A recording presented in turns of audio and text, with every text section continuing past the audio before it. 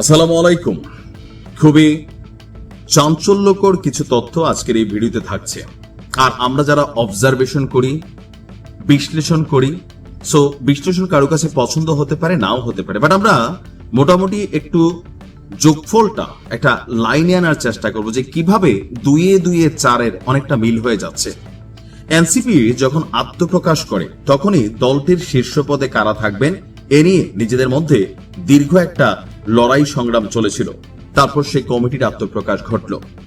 আর এখন আজকে হাসনাত আব্দুল্লাহর এক বক্তব্যে, নাসিরউদ্দিন পাটোয়ারির বক্তব্যে, সার্জিসের বক্তব্যে একটা জিনিস তো স্পষ্ট প্রতিমান যে এনসিপির অভ্যন্তরে ভাঙন ধরে গেছে, দলটার মধ্যে ফাটল ধরে গেছে। কারণ এনসিপি আপনার যাদেরকে দিয়ে আমরা চিনি, নাহিদের পরে বা আসিফের পরে হাসনাত আব্দুল্লাহ, সার্জিস, নাসিরউদ্দিন পাটোয়ারি, তাসনিম, যারা এই যে মুখগুলা, আপনি যদি এরকম 2-4-10টা মুখ বাদ দেন তাহলে এনসিপি নামক দলটাই থাকে না।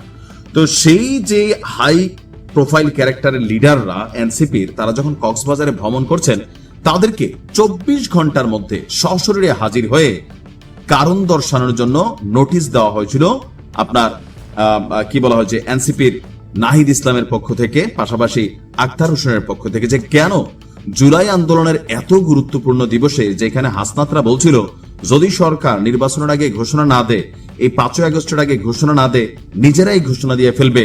তো সেই নাহিদ হাসনাত সার্জিসরা কেন আপনার এই আন্দোলনের সময় মাঠে এই দিবসটাতে মাঠে উপস্থিত ছিল না?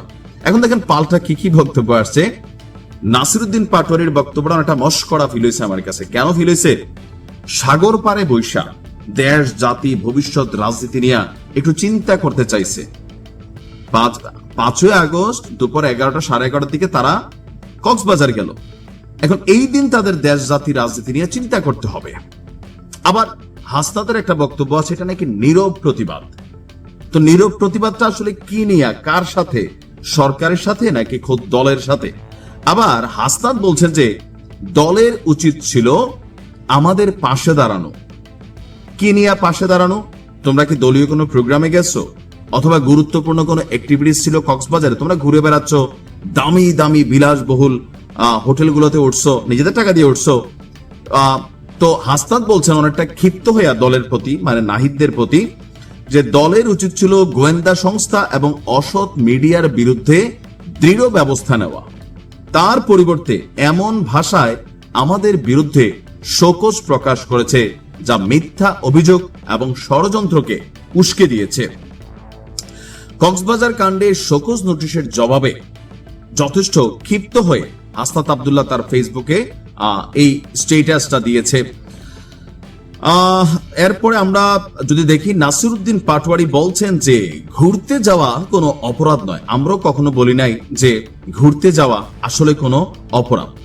আর এখানে যতটুকু আমরা দেখছি যে এখানে আপনার অনেক লম্বা চূড়া বক্তব্য আসছে। তো এই যে তাদের প্রত্যেকের ভাষাগত বিষয়টা আপনি যদি একটু খেয়াল করেন, যে দলীয় হাইকমান্ডকে বা দলকে তারা যেই ভাষায় শোকজের জবাবটা দিয়েছে, এটা আসলে কতটুকু যুক্তিসই? এতে কি স্পষ্ট হয় না যে দলটির ভিতরে নিজেদের টপ লিডারদের মধ্যে কিছুটা দূরত্ব হয়ে গেছে, ফাটল ধরেছে?